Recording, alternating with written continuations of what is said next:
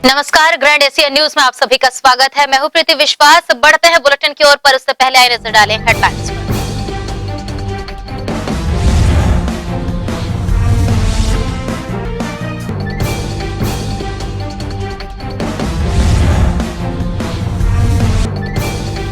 Collector doctor Sarveshwar Narendra भूरे ने कन्याशाला का किया निरीक्षण। व्यवस्थाओं को बनाने दुर्ग निगम आयुक्त को दिए निर्देश।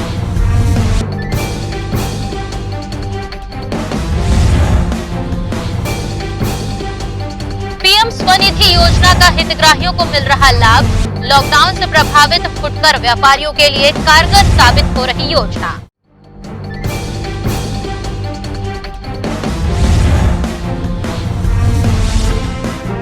बकाये भुगतान को लेकर निगम ठेकेदारों ने प्रदर्शन स्थल पर करवाया सुंदरकांड का पाठ। अधिकारियों तक पहुंचाई अपनी बातें।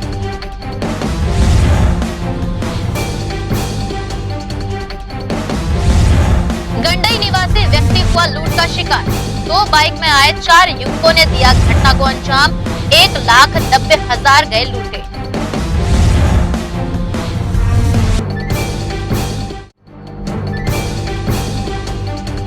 अब खबरें विस्तार से।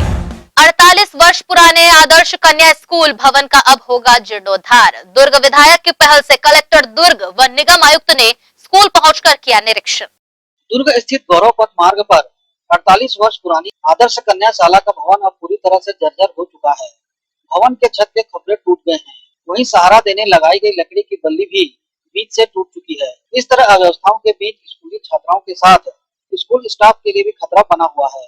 गौरतलब है कि दुर्ग विधायक अरुण वोरा को जब स्कूल भवन की स्थिति की जानकारी मिली तो उन्होंने दुर्ग कलेक्टर डॉक्टर सर्वेश्वर नरेंद्र भूरे को स्कूल की व्यवस्थाओं को लेकर अवगत कराया, जिस पर गंभीरता बरतते हुए दुर्ग कलेक्टर ने आदर्श कन्या स्कूल पहुंचकर जर्जर भवन का निरीक्षण किया और साथ ही दुर्ग नगर निगम आयुक्त इंद्रजीत बर्मन को भी मौके पर बुलवाकर स्कूल भवन के जीर्णोद्धार व छात्राओं को सर्व सुविधा युक्त विद्यालय देने की दिशा में सार्थक पहल करने की बातें कही। साथ ही कलेक्टर द्वारा अतिशीघ्र पीएमएफ फंड से शाला का कायाकल्प करवाने निगम आयुक्त को निर्देशित किया गया। इस संदर्भ में आदर्श स्कूल के प्राचार्य व जन भागीदारी समिति के अध्यक्ष ने न्यूज टीम को अपनी प्रतिक्रिया दी।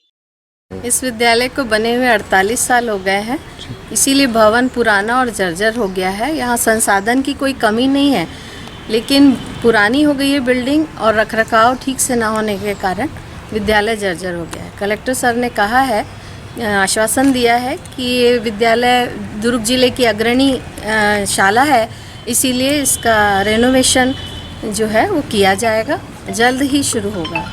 विगत वर्ष पिछले साल जब मैं इस स्कूल का अध्यक्ष बना तो सबसे पहले हमने निरीक्षण किया कि क्या क्या परेशानियां हैं।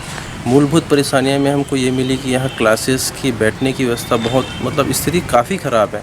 कलेक्टर महोदय को हमने इस बारे में अवगत कराया था। उससे पहले हमने विधायक महोदय से इस चीज़ के लिए मांग की थी कि इस स्कूल को बेहतर तरीके से मॉडर्न स्कूल बनाना है।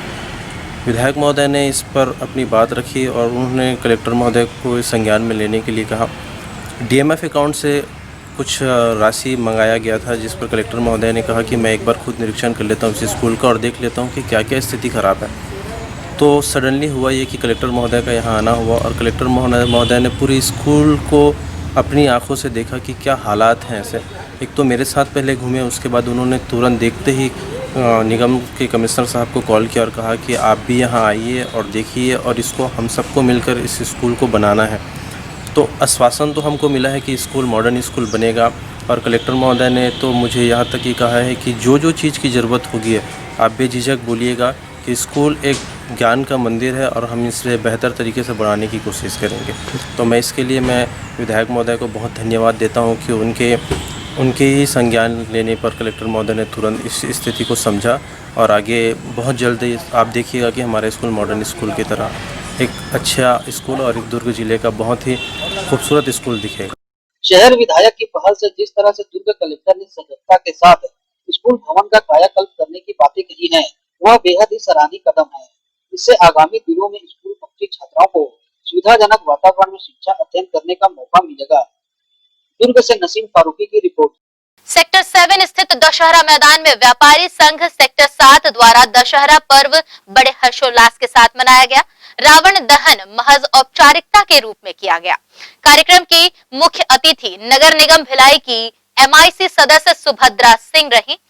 गौरतलब है कि इस बार कोरोना महामारी के कारण दशहरा उत्सव समिति के अध्यक्ष फिरोज हुसैन द्वारा यह फैसला लिया गया था कि इस बार महामारी को देखते हुए यहां रावण दहन नहीं किया जाएगा, क्योंकि सेक्टर 7 का दशहरा उत्सव काफी लोकप्रिय है और इसे देखने लोग लाखों की संख्या में यहां पहुंचते हैं, जिस वजह से संक्रमण के फैलने का खतरा बढ़ सकता है। इसे देखते हुए समिति ने यह फैसला लिया था कि रावण दहन नहीं किया जाएगा, लेकिन MIC मेंबर सुभद्रा सिंह की पहल से 51 वर्ष पुरानी समिति ने अंत में औपचारिकता के रूप में रावण दहन करने का फैसला लिया। शासन की गाइडलाइन का पूर्ण रूप से पालन करते हुए समिति के युवाओं द्वारा ही कोरोना रूपी रावण के पुतले का निर्माण किया।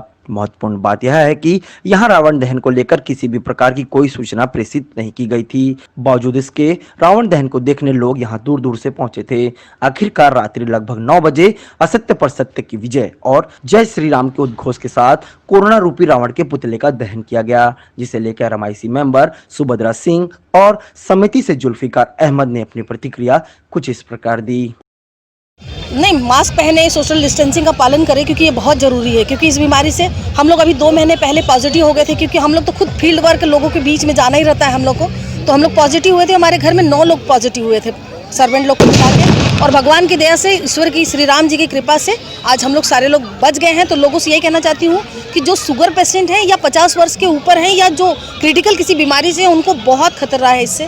तो आप लोग इस चीज़ को बचाव कीजिए, क्योंकि बचाव ही इसका एक मुख्य, दूरी बना के बचाव कीजिए। देखिए, हर वर्ष की तरह इस वर्ष भी सेक्टर 7 नवयुवक दशहरा उत्सव समिति के जो अध्यक्ष फिरोज हुसैन जी अचानक आज, जब इतने वर्षों से हम इसको करते हुए आ रहे थे, दीदी से बात हुई और बोले कि दीदी मन नहीं मान रहा, लोग मार्केट की समिति के लोग चाहते हैं कि करें। तो बिल्कुल हम लोगों ने तत्काल अपनी टीम को यहाँ पर बुलाया। फिरोज भैया के नेतृत्व में पूरे, आप जो ये रावण को देख रहे हैं, इसे यहीं पर इसी मैदान पर पूरे साथियों के द्वारा अपने हाथों से बनाया गया है और इसे तैयार किया गया है। और आज इस विजयदशमी पर इस रावण को कुछ देर पश्चात सारे लोगों के सामने हम यहाँ पर इसका दहन करेंगे। ऐसे देखने में अरे जो रावण का जो पुतला बना है वो कोरोना रूपी है, तो कैसी सोच आई इसको देख? कोरोना रूपी आज पूरा देश कोरोना जैसी महामारी से जूझ रहा है। कहीं ना कहीं ये बीमारी पूरे विश्व स्तर पर फैली हुई है, लेकिन हमारे भारत देश की हम बात करें तो जितनी तेज़ी से आज हमारे छत्तीसगढ़ में या भारत देश में ये फैल रहा है, तो एक मैसेज देने, क्योंकि रावण एक बुराई के प्रतीक थे और बुराई के उस पे ही हम इसको दहन करते हैं। और ये जो बीमारी महामारी जैसी है, तो इसे कोरोना रावण के नाम से आज इसे दहन किया जाएगा, जिससे आने वाले बहुत जल्द इस देश को कोरोना से मुक्ति मिले, लोग स्वस्थ रहें और हमारे शहर में, हमारे देश में फिर से सारे त्योहारों को हर्षोल्लास के साथ मनाया जाए। करीब 5 दशक बाद ऐसा आलम आया है कि इस मैदान में लोगों की संख्या कम देखने को मिली हो, अन्यथा यह उत्सव देखने वालों की संख्या बता पाना काफी मुश्किल है। ग्रैंड एशियन न्यूज के लिए जितेंद्र साहू के साथ रॉबिन मल्ल ठाकुर की रिपोर्ट। PM स्वनिधि योजना के अंतर्गत नगर निगम के माध्यम से अब तक सैकड़ों हितग्राही लाभान्वित हो चुके हैं। निगम के आजीविका मिशन के कार्यालय में योजना से संबंधित फॉर्म भरवाए भी जा रहे हैं। नगर निगम क्षेत्र के लाइसेंसधारी स्ट्रीट वेंडर्स को PM स्वनिधि योजना के अंतर्गत 10,000 रुपए लोन दिया जा रहा है। इस लोन पर किसी तरह का ब्याज हितग्राहियों से नहीं लिया जाएगा। लॉकडाउन में व्यापार प्रभावित होने से परेशान स्ट्रीट वेंडर्स के लिए यह योजना कारगर साबित हो रही है। भिलाई निगम के अलावा अन्य निगम क्षेत्रों में भी PM स्ट्रीट वेंडर लोन प्रदान किए जा रहे हैं। इसकी जानकारी नगर निगम PROTC सारवा ने दी। देखिए, PM स्वनिधि योजना जो है जून से चालू हुआ था और उसके पश्चात में यह योजना जो है इसलिए लाभकारी है क्योंकि जो वेंडर्स और जो स्ट्रीट वेंडर्स हैं, पथ विक्रेता हैं, ठेला लगाने वाले हैं, रेहड़ी लगाने वाले हैं, ये कोरोना काल में लॉकडाउन के दौरान में इनका व्यवसाय प्रभावित होने की संभावना व्यक्त की गई थी और इसको देखते हुए इनके लिए 10,000 लोन अधिकतम जो है वो देने का प्रावधान PM स्वनिधि योजना के अंतर्गत में निगम भिलाई द्वारा संचालित किया जा रहा है। इसके लिए 45 से अधिक चॉइस सेंटरों को हमने कांटेक्ट किया था और इसके माध्यम से फॉर्म लेकर के हमने 9,417 लोगों को इससे लाभान्वित कर दिया है। हमने लक्ष्य को पार कर दिया है और वो भी समय सीमा के पूर्व पार कर दिया गया है। जो पॉपुलेशन है उसके 1.5 गुना जो है 1.5% पॉपुलेशन के 1.5% जो पॉपुलेशन लेना था उसके तहत में 9,416 लोगों का इसको लाभ दिलाना था, परंतु हमने 4,000 917 लोगों को इसका लाभ दिया है। इसके साथ ही जो ऑनलाइन फॉर्म के माध्यम से जो ऑनलाइन एंट्री करनी है उसका भी काम चल रहा है। इसके साथ में जो एनयूएलएम है उनके अधिकारी इसको बैंक को फॉरवर्ड कर रहे हैं ताकि लोगों को 10,000 में जो लोन है वो मिलता रहे, और पहले भी जो है बैंकों के माध्यम से 10,000 लोन कई लोगों को मिल चुका है। गौरतलब है कि योजना में आसान किस्तों में हितग्राहियों को किस्त पटाने की सुविधा प्रदान की गई है। योजना से सैकड़ों परिवार मंदी की मार से उबर चुके हैं। ग्रैंड एशियन न्यूज के लिए कैमरामैन पुलक निषाद के साथ Sanjay Dubey. PM Svanidhi street vendor योजना के पेंडिंग प्रकरणों का निपटारा करने योजना छत्तीसगढ़ सचिव मनोज ठाकरे ने पहल की है। इसके तहत मंगलवार को एसबीआई सेक्टर 1 में हितग्राहियों और बैंक अधिकारियों की बैठक भी संपन्न हुई। पीएम स्वनिधि स्ट्रीट वेंडर के हितग्राहियों के प्रकरणों के निपटान को लेकर एसबीआई ने पहल की है। इसी के तहत हितग्राहियों को मंगलवार को बुलवाकर उनसे फॉर्म जमा करवाए गए। इस पहल की शुरुआत पीएम स्वनिधि योजना छत्तीसगढ़ के मॉनिटरिंग सचिव मनोज ठाकरे ने की। बैंक अधिकारियों के साथ बैठक कर हितग्राहियों को हो रही परेशानियों से अवगत कराया। बैंक अधिकारी, योजना के सचिव मनोज ठाकरे और मौके पर मौजूद हुड्डो की पार्षद सुरेखा खटी ने अपनी प्रतिक्रिया दी। नगर निगम द्वारा जो चिन्हित और जो एप्लीकेशन भेजे जा रहे हैं, हम उनका जितनी जल्दी से जल्दी उनको डिसबर्समेंट कर सकें, ताकि पीएम ने जो एक थॉट किया है और लोगों को जो बेरोजगारी हुई है अभी कोविड में, उसको जितना हम कंपनसेट करें हम वो काम कर रहे हैं। और अभी नगर निगम वालों को हमने यहाँ पर बैठाया है ताकि काम में और गति आ सके। उनके द्वारा भी हमको भरपूर सहयोग मिल रहा है। प्रधानमंत्री जन कल्याणकारी योजना, जैसा कि ज्ञात है कि 22 अगस्त से हम लोग ने ये प्रक्रिया चालू की है स्ट्रीट वेंडरों को 10,000 रुपये बगैर किसी गारंटी किसी ब्याज का। तो ये प्रक्रिया कहीं ना कहीं निगम के माध्यम से हो रही थी और कुछ कारण से मामला फंस रहा था। उनसे मीटिंग हुई और बहुत सारे सीईओ आके यहाँ पे कोऑर्डिनेशन करके आज काम चालू किया। आज इनका अकाउंट खुल के कल इनके अकाउंट में पैसे चले जाएंगे, जितने भी हितग्राही यहाँ पहुँच रहे हैं। जब भैया हमारे यहाँ आए तो बोले ऐसे ऐसे कार्यक्रम करना है अपने को।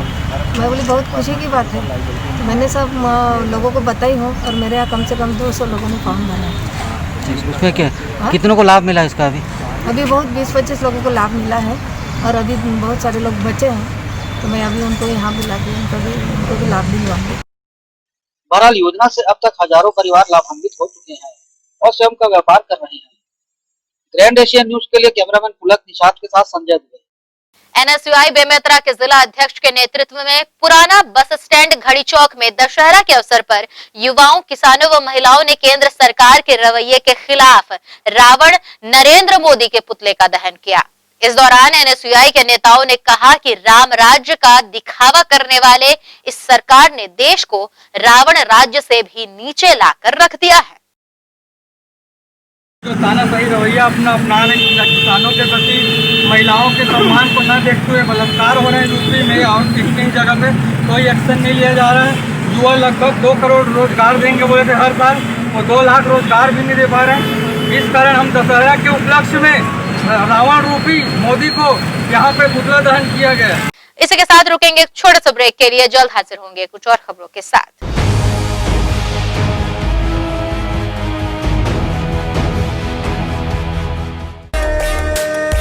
छत्तीसगढ़ होटल एवं रेस्टोरेंट एसोसिएशन के अध्यक्ष तरणजीत सिंह होरा जी को जन्मदिन की हार्दिक बधाई और शुभकामनाएं। Vineet, grand group, Chhattisgarh.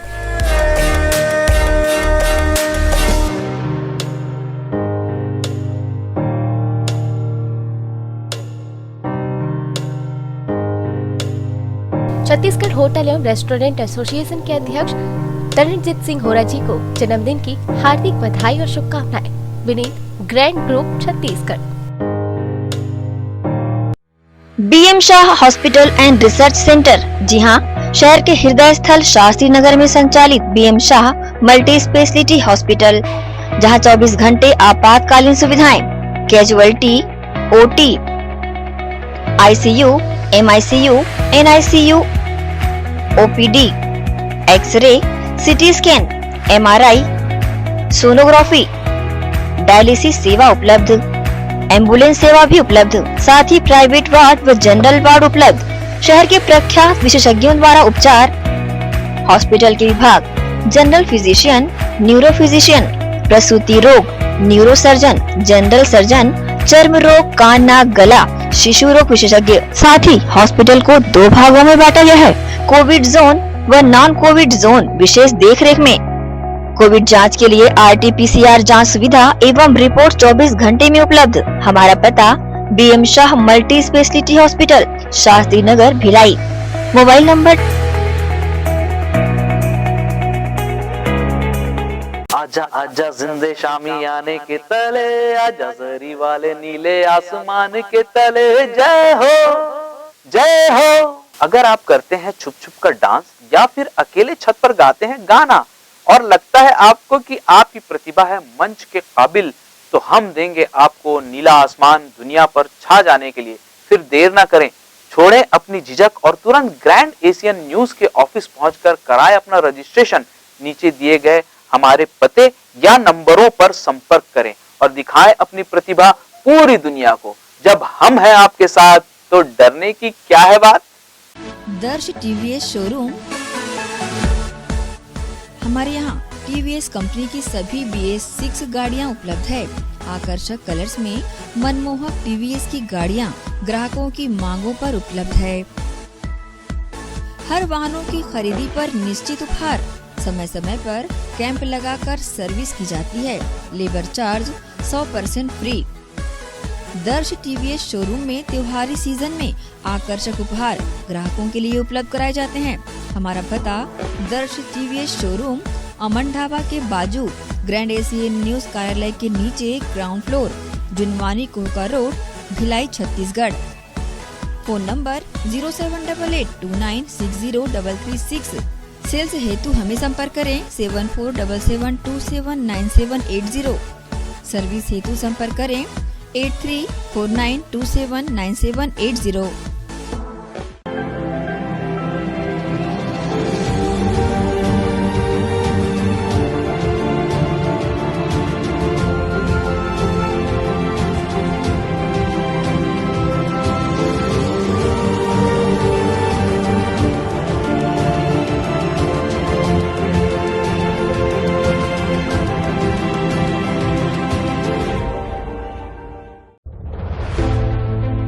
Corona के खिलाफ लड़ाई में हमारे देश के अनगिनत अनसंग हीरोज अपना अपना काम बखूबी अंजाम दे रहे हैं। डॉक्टर्स, नर्सेस, पुलिस विभाग, सफाई कर्मचारी, नगर निगम कर्मचारी, बैंक कर्मचारी, ये सब तो हमारी नजर के सामने हैं, लेकिन कुछ हीरोज ऐसे भी हैं जिनका ख्याल भी हमारे दिमाग में नहीं है। वो है हमारे केबल हीरोज। कोरोना से फाइट करने के लिए आप सब अपने घरों में हैं और आपका और आपके परिवार का मनोरंजन कर रहा है टीवी, इंटरनेट। क्या आप जानते हैं कि आपके घर में टीवी बराबर चलता रहे, आपका पसंदीदा चैनल आप तक लगातार पहुंचता रहे और इंटरनेट में कोई रुकावट ना आए? उसके लिए हजारों केबल ऑपरेटर्स और केबल वर्कर्स 24/7 आपके मनोरंजन के लिए काम कर रहे हैं। सभी केबल कर्मचारियों को सलाम और शत शत नमन।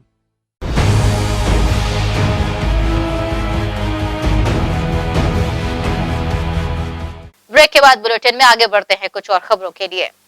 इंडियन ऑयल कॉरपोरेशन लिमिटेड का एक और पेट्रोल पंप भिलाई शहर के जुनवानी रोड पर प्रारंभ हुआ, जिसका शुभारंभ छत्तीसगढ़ शासन के कैबिनेट मंत्री ताम्रध्वज साहू के कर कमलों से किया गया।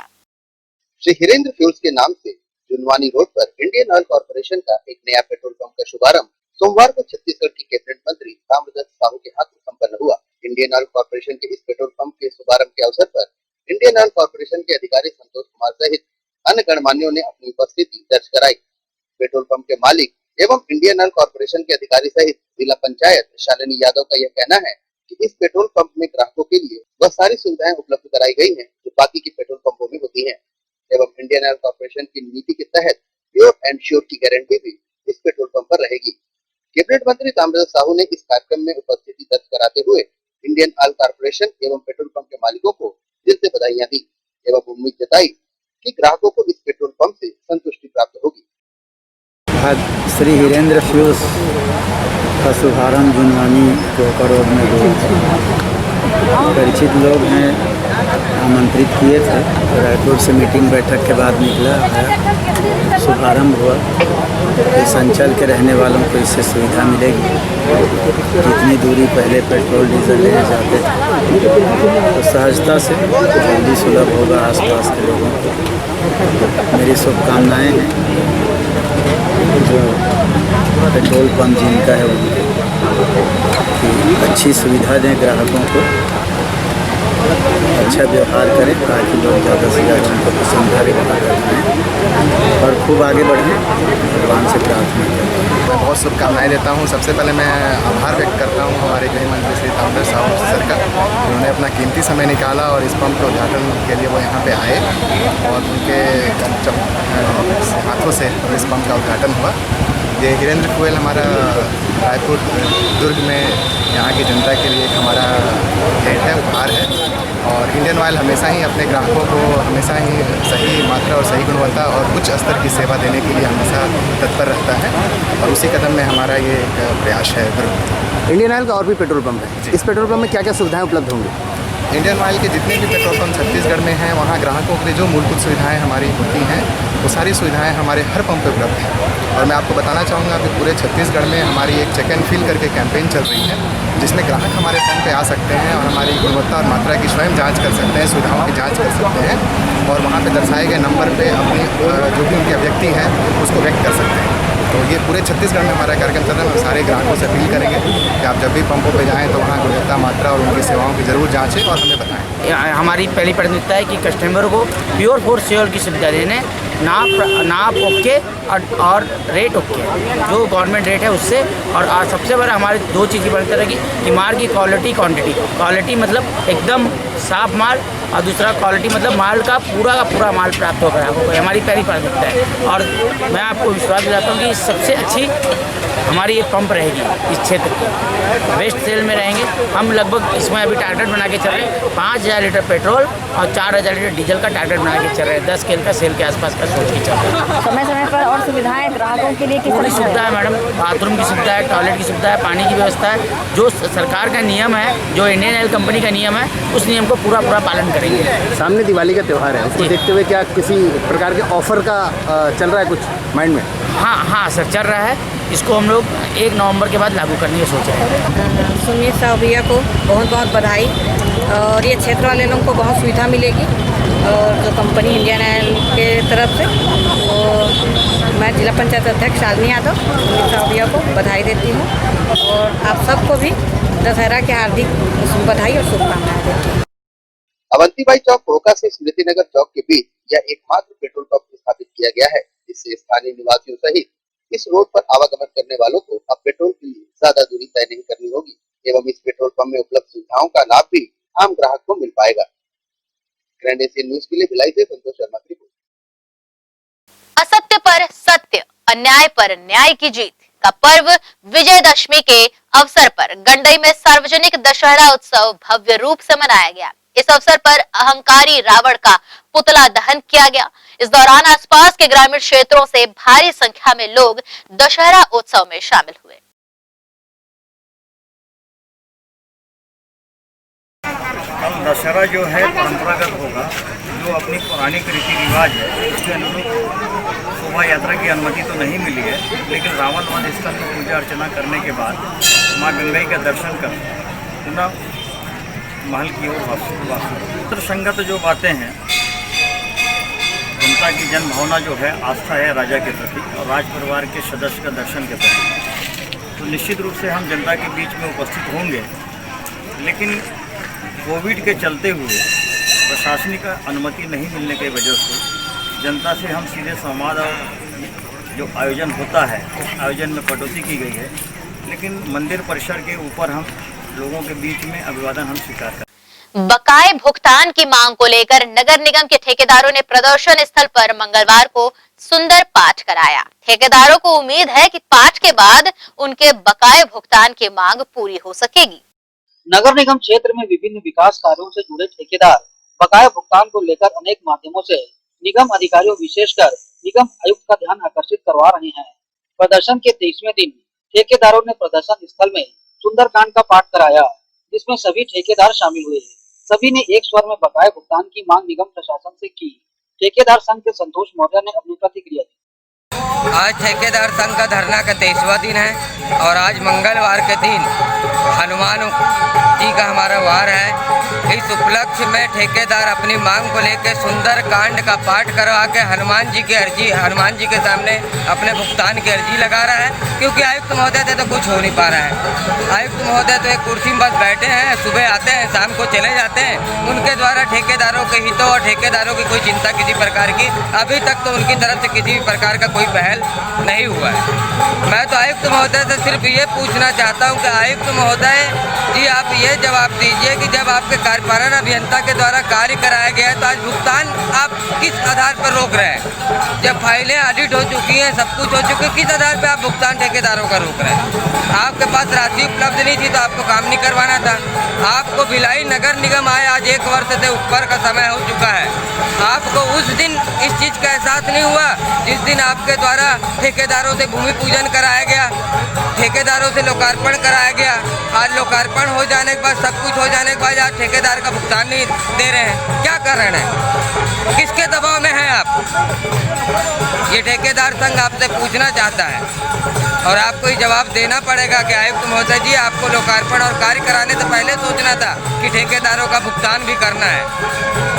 और हमारे द्वारा ठेकेदार संघ के अध्यक्ष राजन पाटनी द्वारा निविदाओं का बहिष्कार कर दिया गया है।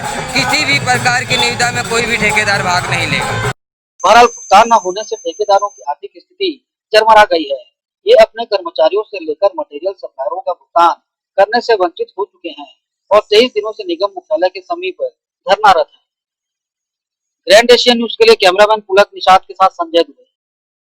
वहीं सोमवार की रात नंदिनी एरोड्रम के पास एक युवक लूट का शिकार हो गया। 4 अज्ञात आरोपी युवक से 1,90,000 रुपए लूटकर फरार हो गए।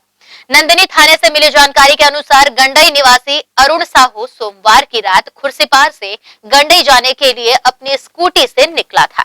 अरुण साहू अपने पास 1,90,000 रुपए नगद रखा हुआ था। अरुण जब नंदिनी एरोड्रम के पास पहुंचा तो 2 मोटरसाइकिल में सवार 4 अज्ञात युवक पीछे से पहुंचे और अरुण को धक्का मारकर गिरा दिया और अरुण के पास रखे रुपयों को लूटकर फरार हो गए। पीड़ित अरुण साहू मंगलवार को नंदिनी थाना पहुंचकर मामले की जानकारी देते नजर आए। नंदिनी पुलिस ने मामला दर्ज कर विवेचना प्रारंभ कर दी है।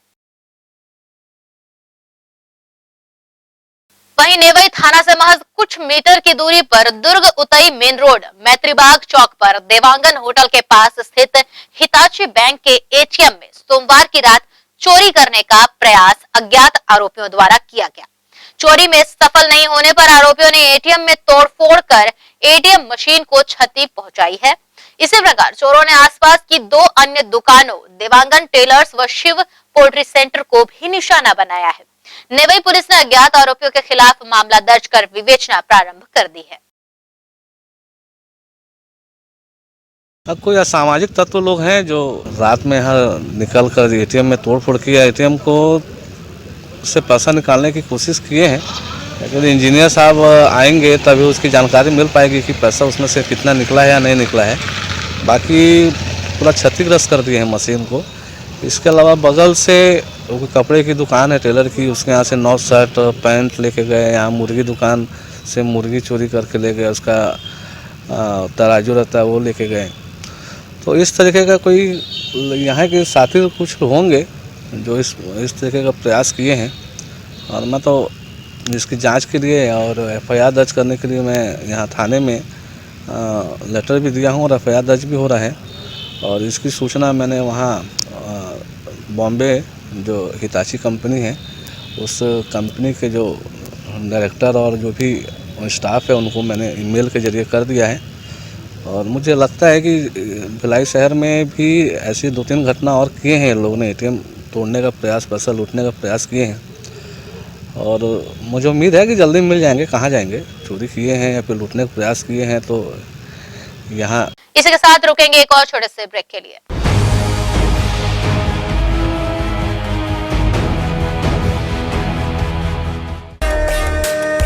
छत्तीसगढ़ होटल एवं रेस्टोरेंट एसोसिएशन के अध्यक्ष तरणजीत सिंह होरा जी को जन्मदिन की हार्दिक बधाई और शुभकामनाएं। Vineet grand group Chhattisgarh.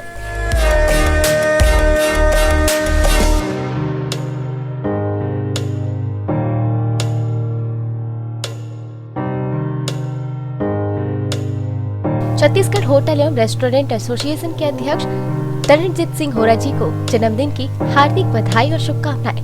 Vineet grand group Chhattisgarh. Bhilai के प्रमुख स्थल पावर हाउस में स्थित होटल शिव प्रभा इन एवं town king the family restaurant नवीन साज सज्जा एवं आधुनिक सुविधाओं से लैस। हमारी विशेषताएं economic suite, executive suite, premium suite and presidential suite. Town king the family restaurant लाजवाब स्वाद से भरपूर नाश्ते एवं भोजन की उत्तम व्यवस्था। Banquet hall, party hall, conference hall, free Wi-Fi internet, new elevator, travel assistance, safe deposit vault and godown, special tariff plan for corporate, marriage and other functions. Online booking facilities available. Sweet home away from home.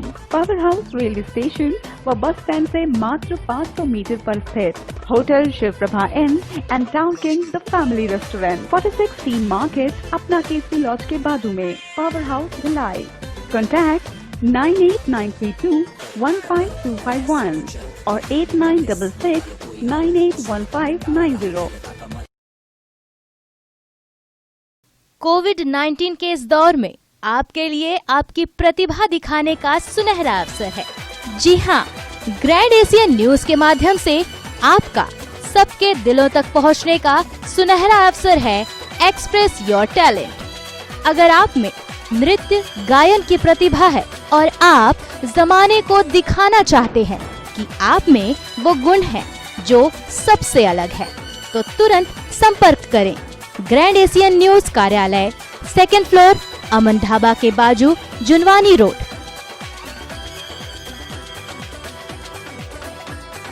नियम एवं शर्तें लागू।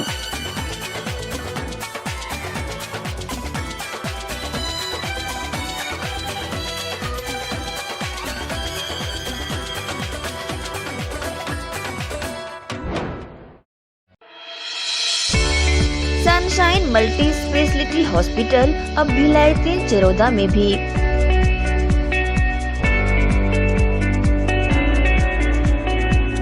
Hospital में उपलब्ध सुविधाएं 24 घंटे emergency ICU, NICU, PICU, ambulance सुविधा उपलब्ध।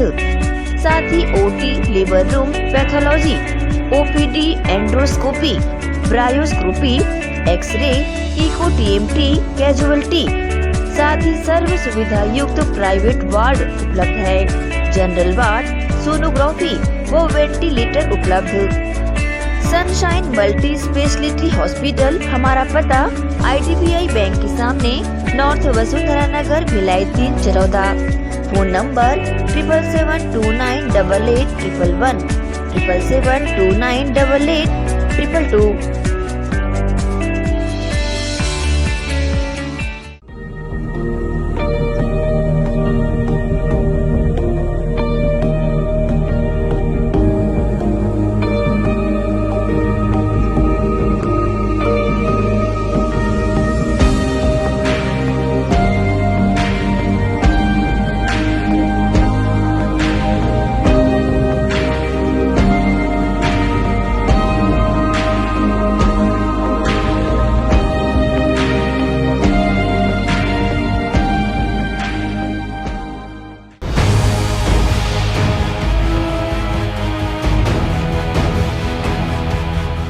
ब्रेक के बाद बुलेटिन में आप सबका एक बार फिर से स्वागत है। बढ़ते हैं कुछ और खबरों की ओर। माह भर से दुर्ग के पटेल चौक में फूटी पाइपलाइन का मरम्मत कार्य निगम कर्मियों द्वारा किया जा रहा है, जिसके चलते यातायात भी प्रभावित हो रहा है। दुर्ग के पटेल चौक से गुजरने वाली पाइपलाइन से पानी का रिसाव लगातार जारी है, जिसके लिए माह भर से लीकेज खोजने का प्रयास किया जा रहा है, लेकिन निगम कर्मियों को अब तक सफलता नहीं मिली है। वहीं बीच चौक पर चल रहे कार्य की वजह से यातायात भी काफी प्रभावित हो रहा है। गौरतलब है कि पटेल चौक के समीप से पेयजल आपूर्ति के लिए पाइपलाइन गई है, जिसमें कई दिनों से पानी का रिसाव हो रहा है। इसकी खोज के लिए निगम कर्मी प्रतिदिन प्रयास कर रहे हैं, लेकिन अब तक लीकेज को खोज पाने में असफल साबित हुए हैं। निगम कर्मियों के द्वारा किए जा रहे इस कार्य की वजह से शहर का यातायात भी प्रभावित हो रहा है। साथ ही असमय जाम की स्थिति निर्मित होती जा रही है। दुर्ग से नसीम फारूकी की रिपोर्ट। वहीं नगर निगम क्षेत्र में स्वच्छता सर्वेक्षण के तहत बाजारों में सुबह और रात 2 पालियों में सफाई करवाई जा रही है। स्वच्छता को बनाए रखने कर्मचारियों को स्वास्थ्य विभाग से दिशा निर्देश भी मिले हैं। डोर टू डोर कचरा कलेक्शन का भी विशेष ध्यान रखा जा रहा है। स्वच्छ और सुंदर भिलाई के उद्देश्य से सफाई कार्य समय समय पर किया जा रहा है। निगम के सफाई अमले द्वारा प्रतिदिन अलग अलग वार्डों में रूट चार्ज के अनुसार सड़क और नालियों की सफाई की जा रही है। भिलाई के डबरापारा चौक से नेहरू नगर चौक तक के सभी चौक चौराहों पर लगे सिग्नल खराब पड़े हैं। सिग्नल खराब होने की वजह से यातायात व्यवस्था संभालने में दुर्ग पुलिस का यातायात विभाग के जवानों को काफी मशक्कत करनी पड़ रही है, परंतु यातायात विभाग के जवानों का जज्बा और ड्यूटी के प्रति उनकी कर्मठता की वजह से आज भी भिलाई के सभी चौक चौराहों पर यातायात सुचारू रूप से चल पा रहा है। ऐसे पुलिस के जवानों को भिलाई की जनता के सहित ग्रैंड एशियन न्यूज भी सलाम करता है, जिन्होंने सिग्नल बंद होने के बाद भी अपनी कार्यकुशलता से पूरे भिलाई के यातायात को बहुत ही अच्छे ढंग से संभाल रखा है। एसीसी सीमेंट प्लांट में ट्रकों की लोडिंग क्रमानुसार कराए जाने की मांग ट्रक मालिक संघ ने की है। पत्रकार वार्ता में ट्रक मालिक संघ के अध्यक्ष सुरजीत सिंह ने बताया कि विगत 25 वर्षों से एसीसी के क्रमबद्ध तरीके से ट्रकें लोड होती आई हैं। यूनियन के माध्यम से यह व्यवस्था चल रही थी। उन्होंने बताया कि वर्तमान में कुछ बड़े ट्रांसपोर्टरों ने एसीसी प्रबंधन से साठगांठ करके यूनियन को खंडित कर दिया है और प्लांट में वेंडरधारी बन गए हैं। कलेक्टर साहब को भी एक ज्ञापन दिया है और एसपी साहब को दिया है। हमारे यहाँ स्थानीय जो हमारे मंत्री हैं रुद्र गुरु, उनको भी हमने ज्ञापन दिया है। यदि हमारी मांगें पूरी नहीं होती सिलसिलेवार गाड़ियाँ लगाने की, तो हम आंदोलन करेंगे और बहुत शांतिपूर्वक तरीके से आंदोलन करेंगे। इसके लिए हमारे पूरे परिवार के साथ हम आंदोलन में बैठे। आज का प्रेस और जामुल ट्रक मालिक संघ के द्वारा जो है प्रेस वार्ता लिया गया था और आज का प्रमुख विषय है रोजी रोटी की समस्या। स्थानीय लोगों को काम नहीं मिल रहा है। सिंगल डबल गाड़ी मालिक वाले भूखे मरने की नौबत आ रही है। कोरोना में उनको रोजगार के चलते जो है किस्त नहीं पट रहा है और गाड़ियां चलेगी तो किस्त पटेगा। कुछ ऐसे लोग एसीसी में काम कर रहे हैं जिनका एक डर और भय दिखा करके छोटे गाड़ी मालिक को परेशान किया जा रहा है, उनको ब्लैक लिस्ट किया जा रहा है गाड़ियों को। इसलिए पहले की पद्धति को देखते हुए जो क्रमबद्ध तरीके से चाहे बड़े गाड़ी मालिक हो चाहे छोटे गाड़ी मालिक हो, सबका लाइन से गाड़ियाँ लोड होती थी, सबको रोजगार मिलता था, सबको सब एक सुख दुख के साथी हुआ करते थे। वो सिलसिला को ख़त्म करके अपने निजी स्वार्थ को ध्यान में रखकर उन्होंने जो है जिस ढंग से यूनियन को तोड़ मरोड़ करके रखा था, जिसके चलते आज जो है लोगों के सामने रोजी रोटी की समस्या पैदा हो गई है। आप लोग मांग क्या है? आप लोग मांग ये है कि क्रमबद्ध तरीके से जो गाड़ियां पहले लोड होती थी उसी हिसाब से फिर से क्रमबद्ध तरीके से गाड़ियां लोड हो और सबके गाड़ियां जो चाहे छोटे ट्रांसपोर्टर हो चाहे बड़े हो, सबका एक ही लाइन से गाड़ी लोड होनी चाहिए। इसी के साथ न्यूज बुलेटिन में फिलहाल इतना ही। अब आपसे चाहेंगे इजाजत। नमस्कार।